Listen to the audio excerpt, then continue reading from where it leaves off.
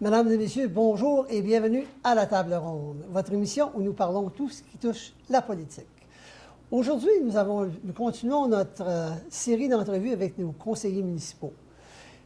Et j'ai le plaisir de vous présenter la conseillère qui représente le quartier numéro 8, la région Bourgette, Diane Choignard. Bonjour, Diane. Bonjour, ça fait plaisir d'être ici ce matin. Bienvenue chez nous. Toi, Diane, c'est ton deuxième terme. Oui. D'accord. Ton premier terme, il s'est déroulé normal, 4 ans. Celui-ci, on t'a envoyé une mauvaise courbe. Oui, on m'a envoyé un défi. On t'a envoyé tout un défi. Il faut toujours voir ça comme un défi. Oui. Tout le monde a des défis à rencontrer. On dit toujours que les défis, c'est soit que ça t'écrase ou ça te renforce. Alors, mon but, c'était bien que j'en sorte renforcée. Alors, oui, j'ai appris la mauvaise nouvelle après presque 2 ans là, à l'intérieur du terme où j'avais le cancer. Alors, c'est un choc au début quand on l'apprend, parce que je veux dire, je suis quand même encore jeune, entre guillemets, mais c'est pas quelque chose que je m'attendais du tout à avoir, surtout qu'il n'y a pas personne dans ma famille là, qui a eu, à part mon père, mais il l'a eu à l'âge de 80 ans. Alors, c'était pas quelque chose que je m'attendais. Alors, mais quand on regarde les statistiques, c'est 1 personne sur 4 aujourd'hui, alors c'est... Oui. On est 4 filles. Alors, comme je l'ai annoncé à mes filles, j'ai une bonne nouvelle à mes sages. J'ai une bonne nouvelle à vous annoncer. C'est pas vous autres qui avez le cancer. La 1 sur 4, c'est moi. Alors, puis finalement, c'est comme ça, je l'ai pris. Je me suis dit, OK, bon, qu'est-ce que j'ai besoin de faire? Et ainsi de suite. Alors, j'ai passé au travail des traitements. Puis, entre les traitements, bien, j'ai continué quand même à m'occuper de mes citoyens, parce que je trouvais que ça me prenait quelque chose pour me garder stimulée, me garder motivée, puis me garder avec un but.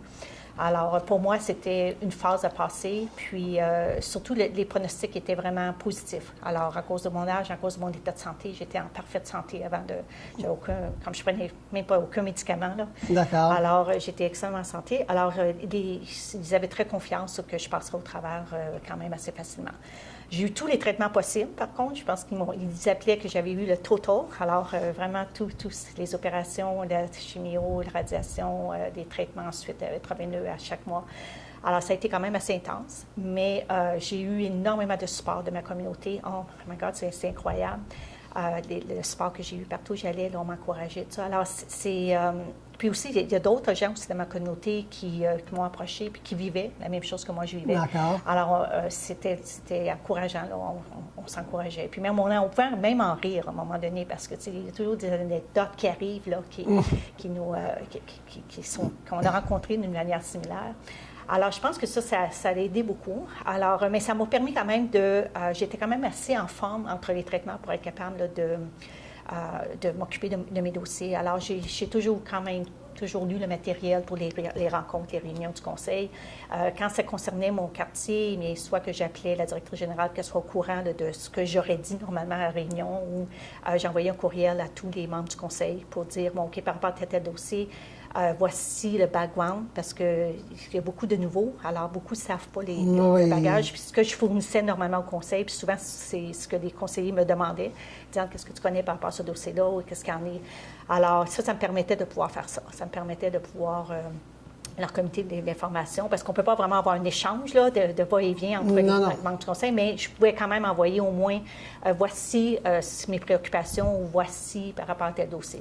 Alors, ça a aidé beaucoup. Ou j'appelais les membres du conseil s'il y avait quelque chose en particulier que je voulais qu'ils mentionnent pendant les réunions.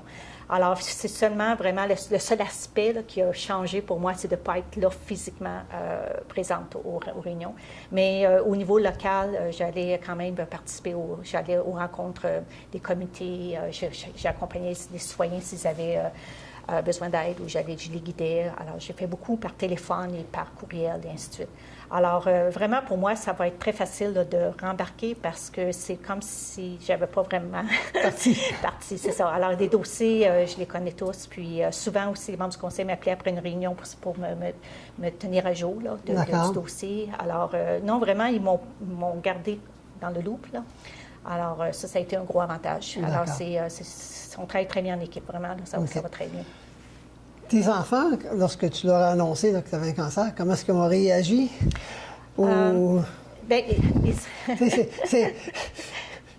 Bien, tout Je d'abord, pense que les gens vont être intéressés à savoir ça. c'est comique parce que quand je l'ai annoncé à mes sœurs, les trois ont tout de suite pensé, ils me l'ont pas dit, mais ils ont pensé, ils me l'ont dit par la suite. Ils ont dit, quand tu nous l'as dit, là, on a tout de suite pensé, parmi les quatre, une chance que c'est Diane parce que c'est elle qui est la plus forte, c'est elle qui va passer au travail. La supporter, l'encourager, ça va être facile. Parce que je suis positive et je suis une combattante naturelle, fonceuse naturelle. Ouais. Alors, ils étaient contents dans un sens pour ça parce qu'ils ont dit, on dit autres, pour t'aider, on va être super pour ça parce qu'ils savaient qu'ils me donneraient un support. Alors, puis mes enfants, ça a été un peu ça, ça a été un peu un choc sur le coup. Mais après, ils ont dit, bien, maman, c'est toi. Alors, on sait que tu vas passer au travail. Alors, tout de suite, ça a été la réaction. Puis, ils ont dit, fais juste nous dire ce qu'on peut faire, quoi que ce soit. Mais finalement, ils m'offraient tout le temps, est-ce qu'on peut faire ci, faire ça? Mais je me conduisais moi-même à mes traitements. Je revenais moi-même. J'ai une de mes sœurs qui me rejoignait parfois pour certains traitements si je devais pas conduire tout de suite après une heure ou deux. Alors, au lieu d'attendre à l'hôpital, on partait, on allait prendre une marche, puis on allait au restaurant, on allait sur une terrasse. Alors, j'essaie toujours de coordonner quelque chose de positif, une petite sortie après, ou aller faire une petite marche dans le parc de la Gatineau après le traitement, ou juste pour être capable de dire, aujourd'hui, je n'ai pas juste eu mon traitement, mais j'ai fait quelque chose d'agréable aussi. Alors, j'essaie de balancer. Mais non, mes enfants ont vraiment... mes enfants sont quand même entre 20 et 35 ans, là. Alors, c'est quand même des enfants qui... Certains sont adultes, puis d'autres, c'est des jeunes adultes. C'est ça, c'est ça. Puis, le jeune adulte, mais il a grandi avec un peu plus vieux que lui, alors il est devenu un adulte très vite, là. Alors, puis il étudie dans le domaine de la médecine aussi. Alors, il y avait une compréhension de certains dossiers. C'est lui qui m'expliquait souvent des dossiers dans les détails. Alors, au niveau médical, tout ça, il prenait mon rapport puis il me décortiquait. Là, c'est bon plus jeune pourtant. Ouais. Alors, non, ça a été... ils l'ont bien pris. Sur le coup, le plus jeune tout de suite, c'est comme, oh, wow, oui, mais maman, tu ne peux pas disparaître, là. J'ai encore besoin. Puis je lui dis, hey, c'est pas ça qui va me faire disparaître, là. Non, c'est tellement connu maintenant, le cancer, il y a tellement de ressources. Et on peut en guérir. Et on peut en guérir, et si c'est pris tôt, exactement. Ça, c'est un gros plus. Puis dans mon cas, justement, j'ai eu une série de tests là, il y a à peu près 6 semaines passées.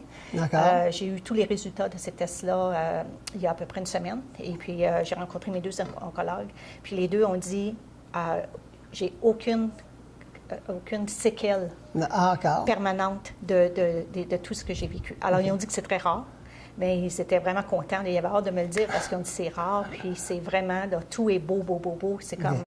Alors vraiment, ça m'encourage. Fait que je peux vraiment le mettre derrière moi et dire, OK, c'est... Et puis là, parce que je connais des gens qui en ont eu un peu de cancer, mais on suit de près ces gens-là. Oui, alors, là, ça va être des visites à toutes les années. Bon, d'accord. Fait que t'es vraiment avancé, ça va bien, vraiment ton affaire. Oui. Comme là, je vais voir peut-être l'oncologue dans 5 mois, qu'elle m'a dit à peu près une fois, juste comme pour être finalisé que c'est ça. Mais après ça, ça va être aux années, puis pendant 4-5 ans. Puis après ça va être, je pense... Au besoin. Au besoin, c'est ça. Mais oui, non, c'est vraiment, je peux dire, c'est vraiment... comme I'm moving on, là, comme on dit. J'avance, puis je vais de l'avant. OK. Là, you're moving on. Donc, prochaine question, prochaine étape. Le retour au travail, c'est prévu pour quand? Le retour au conseil, c'est prévu pour quand, physiquement? Au niveau de mon travail dans l'enseignement, je retourne en septembre, au mois de septembre. Et puis, la raison, c'est que l'été, on n'enseigne pas. Alors, c'est pour ça que ça reporte. Ça a l'air loin, mais en réalité, c'est la raison. Au niveau du conseil, bien, je retourne. Ma première réunion là, va être à la fin de ce mois-ci. Et on a une réunion spéciale le 30 avril qui concerne des dossiers, justement, aussi, qui concernent sur le looping là, pour Beauchère et ainsi de suite. Alors, il y a ça. Puis aussi pour la caserne de pompiers, pour les 2 qui vont partir. Alors, il y a une réunion juste sur ces 2 sujets-là. Alors, c'est important que je sois là. Alors, ça débute bien. Alors, ça va être ma première réunion. Puis après ça, je vais assister aux réunions du conseil là, à partir du mois de mai. Les réunions régulières et les réunions plénières. Okay. Pour mettre les gens dans le contexte, on va retourner à présent au conseil.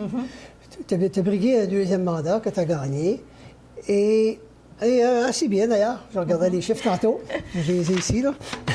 Donc, Mais normalement, lorsqu'on brigue un deuxième mandat comme ça, où on veut s'engager, on a des objectifs. D'accord. Quelles étaient les raisons qui t'ont motivé à te présenter pour un deuxième mandat? Bien, quand on commence quelque chose, on a toujours la courbe d'apprentissage. Et puis, aussi, mes enfants étaient un peu plus jeunes à l'époque, alors c'était beaucoup à gérer, beaucoup plus. Alors, puis là, je me suis dit, bien, maintenant que j'ai tout fait ce travail-là, j'ai passé là-dessus, là, maintenant, il me semblait que j'étais encore plus équipée. Je me suis dit, je ne peux pas juste arrêter. Maintenant, je connais les dossiers, je connais les gens ont confiance en moi, et ils ont quelqu'un qui peut parler pour eux. Et puis, j'avais établi des très bonnes relations avec ma communauté. Alors, je me suis dit, je ne peux pas les laisser tomber. Vraiment, là, j'aurais eu l'impression que je les laissais tomber. D'accord. Alors, pour moi, je me suis dit, non, c'est encore plus motivant maintenant parce que il me semble que je vais pouvoir accomplir beaucoup plus. Puis, il y a certaines choses, moi, je suis très visionnaire. Alors, je vois très loin. D'accord. Et puis, avant de changer les mentalités, c'est long. Ça prend du temps, puis il faut y aller tranquillement. Alors, en 4 ans, on ne peut pas changer des choses. Alors, je pense que pour apporter un changement qui est durable, bien, il faut que l'équipe avance avec toi. Ouais. Si l'équipe n'avance pas avec toi, le changement ne durera pas. Alors, je pense que c'est important que les gens embarquent. Alors, c'est tranquillement d'informer les gens, démontrer le positif, les avantages, et ainsi de suite. Puis là, quand les gens le voient, on avance. Alors, c'est un peu ce que j'avais fait dans le premier terme, c'était de démontrer l'importance de développer toute la municipalité, pas seulement quelques régions. Alors, je trouvais que c'était important qu'on trouve des caractéristiques à nos villages, qu'on trouve des forces par rapport aux plus gros villages, Auckland. Et puis aussi, c'est que les villages aussi qu'on se tienne, parce que quand on a 4 conseillers qui peuvent apporter des idées pour développer Auckland, puis qui sont tous concernés par le dossier, mais nous autres, on est aussi 4 conseillers pour les villages. Alors, il faut qu'on... Sauf qu'on ne peut pas avoir... Auckland, ils sont 4 pour se débattre pour avoir une chose à Auckland, parce que nous autres, si on veut avoir la même chose, ou pas la même chose, mais un équivalent, mais on ne peut pas avoir 4.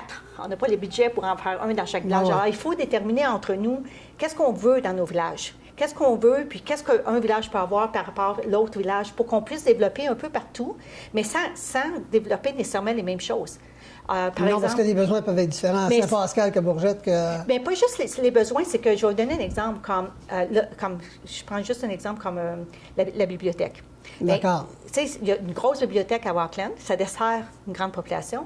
Mais si on commence à avoir des bibliothèques, qu'on développe de plus en plus des grosses bibliothèques dans chacun des villages, c'est pas réaliste. Non. Alors, moi, j'aimerais mieux qu'il y ait une plus grosse bibliothèque qui desservirait le sud de la municipalité, mais que les villages pourraient venir là, que ce soit n'importe quel village. Je ne dis pas ça juste parce que présentement, la bibliothèque est à Bourgette. Elle pourrait être à Cheney, peu importe dans quel village elle est.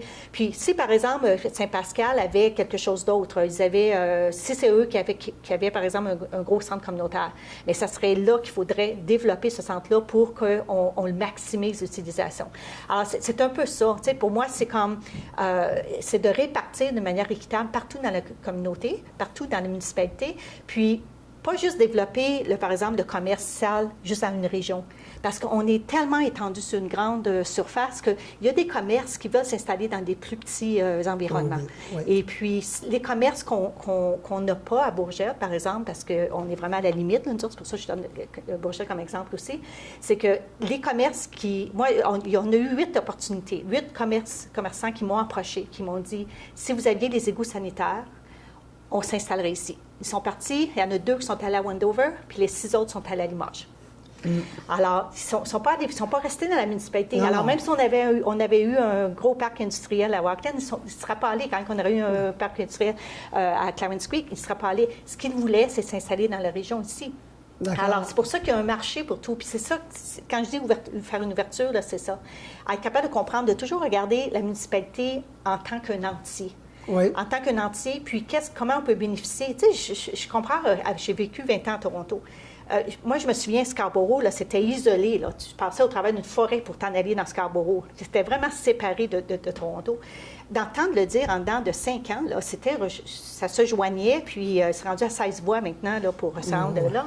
Et puis, mais on avait des commerces dans Scarborough, puis on a commencé à avoir des écoles, on a commencé à avoir des cliniques, on a commencé à avoir qui étaient...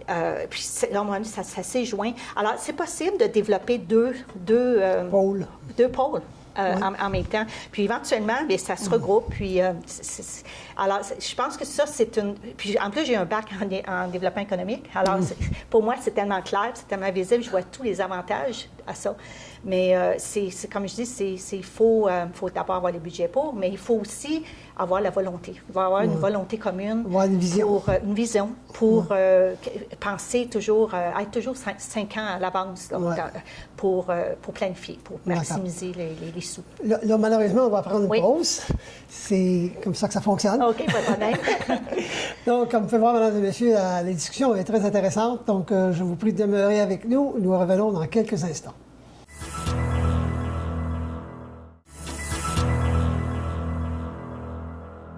Merci d'être demeurés avec nous, mesdames et messieurs. Nous continuons notre discussion avec la conseillère pour le quartier numéro 8, Diane Chouanière. Diane, ça c'est beau, tu as tout expliqué, les villages, puis ta vision de ça, j'ai trouvé ça intéressant d'ailleurs. Mais pour Bourgette, comme pour Saint-Pascal ou Amin ou ailleurs, il y a des besoins.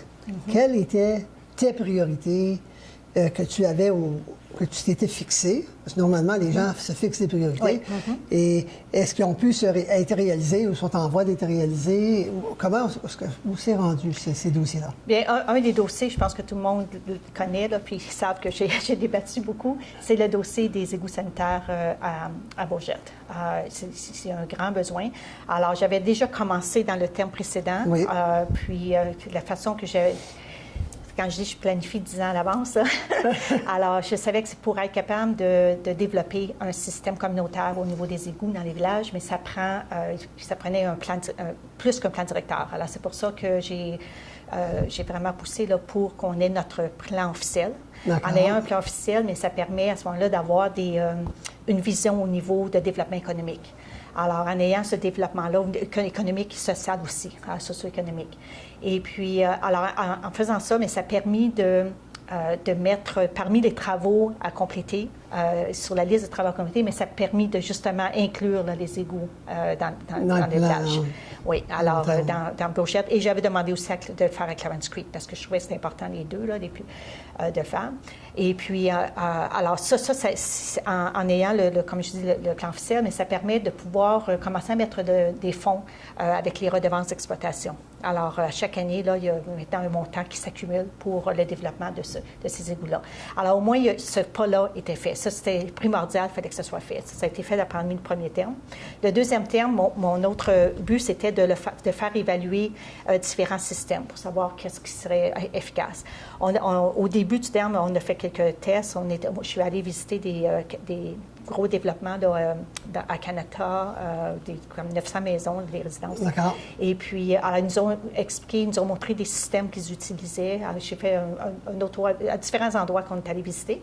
Et puis, alors là, mais le problème qu'on a ici à Bourgette, c'est qu'on veut résidentiel, mais on a aussi besoin commercial. Alors, on aimerait avoir des restaurants, on veut avoir... alors, ça prend un système qui va pouvoir prendre les gras. Alors, ça, on parle pour purifier les eaux. C'est ça, là. Oui, c'est ça, pour se débarrasser des eaux usées. Alors, mon but, ma priorité, c'était que ça se fasse. Ça a toujours été sur les choses à faire, mais je n'ai pas eu beaucoup de feedback sur ça. Alors, je ne sais pas où on en est. C'est une de mes premières questions quand je retourne, là, que je veux savoir le compte rendu où ils en sont avec ça. Ils vont pouvoir dire, Diane Chouanière a de la suite des idées. Définitivement, oui. Alors, pour moi, ça, c'est important parce que tout le développement repose sur l'eau et les égouts. Ça a pris... moi, c'était une surprise énorme quand les tuyaux d'eau ont été mis là, dans le sol. J'étais convaincue qu'il y avait aussi les tuyaux pour les sanitaires. Et quand j'ai découvert que c'était seulement l'eau, je ne comprenais pas. Je ne comprenais pas. Je n'avais jamais vu un développement se faire de cette façon-là. Pour moi, c'est tu installes, tu ouvres les chemins, tu installes tout de suite tout. Oui, tu devrais, même que tu as bouché au bout tant que ce n'est pas fonctionnel, mais je n'ai jamais compris. Puis je suis certaine que le gouvernement aurait aussi donné une subvention pour ça. Tant qu'à ouvrir, ils auraient... Je ne sais pas pourquoi la municipalité ne l'a pas demandé, ou je ne sais pas s'ils l'ont demandé, puis ça n'a juste pas été... Mais en tout cas, on n'ira pas là. Mais c'est... Moi, tout ce que je sais dans ce dossier-là, c'est que quand ils sont allés au fédéral pour le provincial, ils ne voulaient pas que ça soit réparti dans quel village. Ils ont été obligés de se battre pour avoir de l'argent pour aller dans chacun des villages. C'est ça. Fait que peut-être qu'ils voulaient avoir une bataille à la fois pour l'eau, mais c'est juste que ça aurait eu un plus gros impact. Mais peu importe, aujourd'hui, heureusement, la technologie permet d'aller sur le bord du chemin et de creuser souterrain. Alors, on n'aurait pas besoin de défaire le chemin. Non. Parce que les systèmes d'égout pour les communautaires, pour les villages, c'est pas là, ce qu'on peut imaginer comme comme à Auckland, par exemple. C'est vraiment un tuyau, on parle d'un tuyau de 4 pouces. Alors, les gens garderaient leur réservoir qu'ils ont à la maison. D'accord. Et puis, ce serait seulement les liquides qui seraient dirigés vers... ça deviendrait le champ d'épuration. Ça remplace le champ d'épuration. OK. Alors, puis là, la municipalité prendrait en charge d'aller vider à chaque année ou à chaque 2 ans les réservoirs. Comme ça ferait partie de l'entretien des égouts. Au lieu d'entretenir les gros égouts, ils viendraient vider les champs septiques. Pas les champs, je veux dire les réservoirs septiques. Alors, ça se fait dans beaucoup de municipalités. Dans les banlieues de Montréal, c'est ce qu'ils installent. C'est ce genre de système-là qu'ils installent. Alors, chose, c'est... ça prend ça pour assurer un développement. Fait que ça, c'était encore une fois ma priorité au 2e terme. Ça va l'être aussi au 3e terme. Là, je vais faire l'avocat du diable, si tu me permets. Là, si on parle de restaurants où il y a des grappes, etc., est-ce qu'un tuyau de 4 pouces, c'est suffisant? Pour les liquides, oui. Pour les liquides? Oui. Parce que les matières grasses tomberaient dans le puisard. Il y aurait des filtres. Non. Il y aurait des filtres? C'est ça. Alors, au départ, pour les restaurants, ça prendrait des filtres spéciaux. Alors, ça prendrait un mécanisme là, qui permettrait de pouvoir filtrer et accumuler. Alors, c'est ça qui ajoute sur les coûts de... Alors, on ne peut pas avoir... C'est ça. C'est pour ça que ça prend un système qui peut recevoir les deux. Alors, il faut que ça soit accommodé, et ainsi de suite. Alors, c'est pour ça que c'est un peu plus long. Là. Alors, là, il y a une autre étude qui doit être faite pour ça. Alors, on avait donné des directives, mais comme j'ai dit, là, ce dossier-là, en n'étant pas physiquement là, je n'ai pas pu le suivre aussi proche. Mais c'est encore ma priorité pendant le 2e semestre, le 2e... la fin du mandat. C'est ça, pour la fin de mandat. Et un autre qui était important aussi, c'était le développement du parc. Parce que le parc, à côté du centre communautaire, les amusements pour les enfants en étaient dangereux, c'était vraiment pas solide, puis alors il fallait le remplacer. Alors ça a été fait. Le parc d'eau, les citoyens avaient demandé, c'est tout près de l'école, alors les garderies aussi. Alors ça, le parc d'eau, ça s'est réalisé. Pour le prochain mandat, c'est de faire un chapiteau pour permettre aux gens de se changer et puis changer les outils avant qu'ils jouent dans l'eau. Et puis, ça, c'était une autre priorité. Puis, naturellement, une priorité que j'avais au 2e mandat, là, au début, en 2014, c'était de continuer à améliorer les chemins. Pour moi, la philosophie de juste réparer des bouts de chemin, essayer de satisfaire tout le monde en faisant gravel, bout de chemin, ensuite gravel, bout de chemin asphalte, gravel, là, pour moi, là, ça, j'avais beaucoup de misère avec ça. Tu n'avais pas cette logique-là? Non. Enfin, moi, surtout avec ma mentalité de penser à long terme, là, non. Okay. Alors, surtout, je suis très cartésienne aussi, alors c'est pour ça que pour moi, c'était important qu'on ait un plan. Alors, vous vous souvenez, au premier terme, on avait fait faire une étude des chemins. Oui. Alors, pour être capable d'établir justement, qu'est-ce que ça a l'air nos chemins partout, dans toute la municipalité. Alors, tous les chemins avaient été négligés, l'argent est allé sur autre chose. Je ne fais pas une critique ici, là. Je fais juste dire que... Il y a des décisions qui doivent se prendre. Bien, c'est ça. Puis là, il faut maintenant rattraper ce retard-là. Puis, alors là, il fallait vraiment là, qu'on détermine des chemins spécifiques et puis qu'on détermine des critères aussi. Parce que c'est beau dire, oui, il faut que ce soit des chemins qui ont beaucoup de trafic, mais il y a des chemins, il y a des routes, là, que des maisons, c'est des maisons de 600 000 sur ce chemin-là, sont encore dans la gravelle, dans la boue. Le taux de taxe qu'ils paient, là, c'est le même taux. Au moins, si c'était comme Ottawa, puis que les banlieues paient un taux moins élevé, mais ici, on paie le même taux que partout dans la municipalité. Alors, le service, c'est important de l'offrir. Oui. Alors, c'est la seule chose qu'ils veulent, c'est le chemin. Alors, ça c'était une priorité, puis on en a fait beaucoup. Il y a une grosse amélioration partout dans la municipalité. Là. Quand je pense qu'on a fait Baseline, on a fait Bouvier, c'était des chemins que ça faisait 10 ans que les citoyens le demandaient, puis finalement, ça s'est fait. Fait que ça a été un gros boom au début. Mais là, maintenant, c'est automatique. Il y a un budget d'allouer pour ça maintenant. Pour ça. Donc, le temps coule, passe vite. Et il faut que je te pose la question. Oui. Vas-tu être de la course cet automne? Ah, définitivement. Définitivement? Définitivement, oui.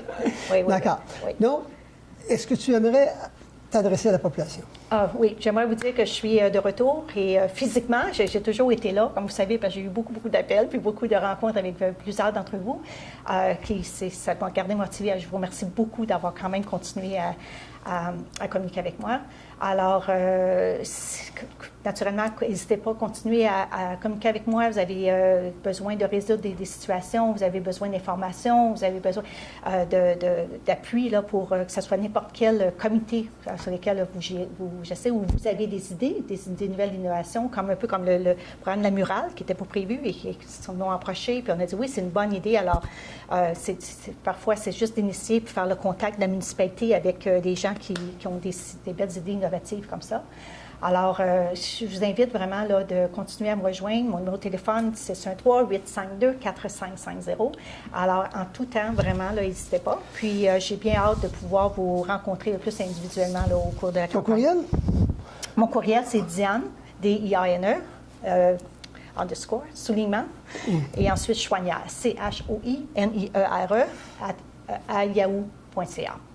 Alors, encore une fois, un gros merci pour votre support. Vous avez été exceptionnel, vraiment. Là, je suis tellement choyée. Je suis vraiment choyée. Là. J'adore mon quartier. J'adore travailler pour la municipalité. Et puis, vraiment, l'équipe, on forme une belle équipe. Vraiment, là, il y a beaucoup de compréhension. Il y a une grosse ouverture.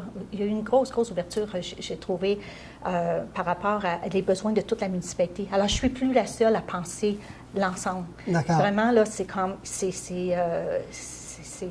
tout le monde veut ça. Puis même pendant les discussions, là, j'entends des gens des villages passer des commentaires. Oui, ça serait bien pour Walkland. Autant comme j'entends maintenant des gens de Walkland dire oui, ça serait bon pour les villages. Alors ça, c'est le fun. Ça, c'est dans cette optique-là, je pense qu'il faut évoluer.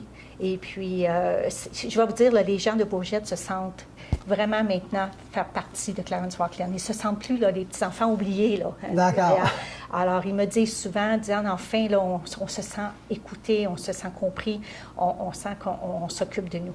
Alors, je pense que pour ça, là, bien, bravo aux membres du conseil et bravo à la communauté d'avoir pas perdu courage, oui. puis d'avoir gardé confiance, puis manifesté d'une manière positive aussi ses besoins. Puis je pense que ça, c'est important. D'accord. Merci beaucoup, Diane. Ça me fait plaisir. Puis je vais te souhaiter bonne chance, puis que ta santé demeure où elle est. Parfait, merci. Ça fait bien plaisir. Okay. Merci d'être demeurés avec nous, mesdames et messieurs. J'espère que vous avez apprécié cette entrevue avec Diane Choinière. Et là-dessus, je vous dis à la prochaine.